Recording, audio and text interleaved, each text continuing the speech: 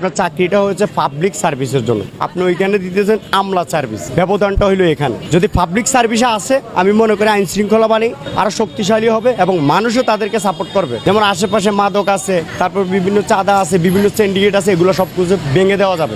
এখন কি বর্তমানে এদিকে চাঁদা চলছে? কেউ চাঁদা নিতে আসলে তাকে ধরে পুলিশের হাতে দেওয়ার এই ধরনের একটা এলান করে দেওয়া হয়েছে এখানে। সেই হিসেবে আমরা কাজ করতেছি, প্লাস এই ধরনের কোনো কিছু হইলে আমরা ধরে নিজ থেকেই থানায় দিব ইনশাল্লাহ। এই উদ্যোগটা নেওয়ার কারণ হলো সমাজে একটা সচেতনতা ফিরিয়ে আনার জন্য। আমাদের তো চেঞ্জ হতে হবে। বিগত দিন আমরা একরকম ছিলাম, একটা গভর্নমেন্ট ছিল, আমাদেরকে সবাইকে শ্বাসরুদ্ধ করে রাখছে। আমরা সেখান থেকে তো বেরিয়ে আসছি। তো সেখান থেকে বেরিয়ে আসার কারণ আপামর জনতা সবাই মিলে আমরা কাজ করছি। সবাই সবার জায়গা থেকে, কেউ চায় না জেল জুলুম নির্যাতন, এগুলো কেউ হইতে চায় না। সেই জায়গা থেকে যেহেতু আমরা বেরিয়ে আসছি, অনেক কষ্ট হয়েছে, অনেক রক্তের বিনিময়, আমার অনেক ভাই পঙ্গু হয়েছে, অনেক ভাই শহীদ হয়েছে, অনেক পরিবার নিঃস্ব হয়ে গেছে। সেই জায়গা থেকে যেন এই কাজগুলো ভালোভাবে উদ্যোগ নেওয়া হয় এবং এই জন্য আমরা সমাজের সোসাইটিতে কিছু লোক থাকে, সমাজের কিছু লোক থাকে দেখা যাচ্ছে এরা পুলিশ প্রশাসন ছাড়া, কেমন যেমন উনি এলাকার এখানে একটা প্রবলেম হইলে উনি দেখেন, এলাকার একজন মাতাব্বর, এরকম কিছু শ্রেণীর লোক আছে না, দেখা যাচ্ছে মসজিদের ইমাম সাহেব আছে, উনিও কিন্তু একটা বিচার করতে পারে, সঠিক সমাধানটা দিতে পারে, কিন্তু আমরা ওইরকম ভাবে যাই না। আমার সামনে এই ধরনের অনিয়ম পড়লে আমি প্রতিহত করবো ইনশাল্লাহ।